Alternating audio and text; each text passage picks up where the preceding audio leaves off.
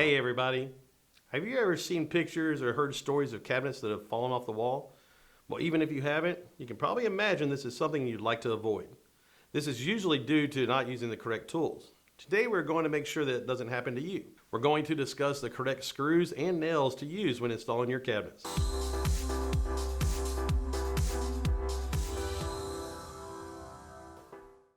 So let's start with a cabinet screw, a washer head screw, and the washer head cabinet screw. What makes something a cabinet screw is actually the square hole in the head, rather than a typical Phillips head. This requires a square bit called a Robertson bit, and they are designed this way to avoid the bit slipping during installation. It also doesn't require as much pressure when you're drilling, which is especially helpful when you're driving screws on a wall up high. The washer head has a larger fastening surface, which is especially important with cabinets that only have a 1/4 inch thick material on the back that could tear.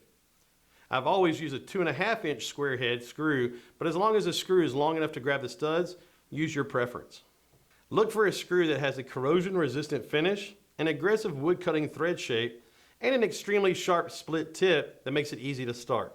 Depending on the width of the cabinet, I would put 1, 2, or 3 screws at the top in studs and the same in the bottom of the cabinet. To attach the cabinets to each other, you'll want to use a different screw.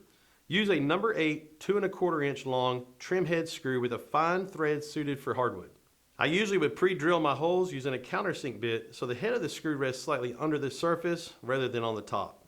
I usually put 3 screws along the cabinet side, 1 top, 1 middle, and 1 bottom for extra stability. While screws will take care of the cabinet installation, you also need nails for the trim work.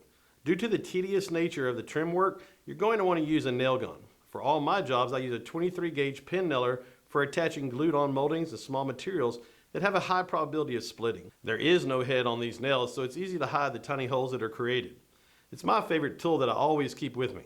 If you plan to do a lot of door, baseboard, or window trim work, I would get a 16 gauge nailer. It's a smallest size gun that uses a 2.5 inch nail. Using nail guns means you're working with an air compressor. There are plenty of affordable air compressors on the market, but the most important thing is to make sure you don't let the pressure get too low while you're working.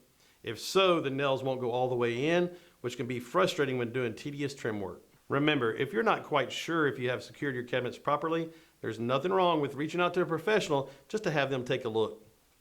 If this video was helpful, don't forget to like and subscribe. We're here to help bring quality craftsmanship to every kitchen project.